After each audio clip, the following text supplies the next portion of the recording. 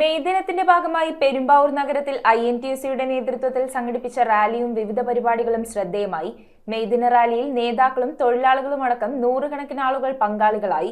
പരിപാടികൾക്ക് ജില്ലാ റീജിയണൽ നേതാക്കൾ നേതൃത്വം വഹിച്ചു.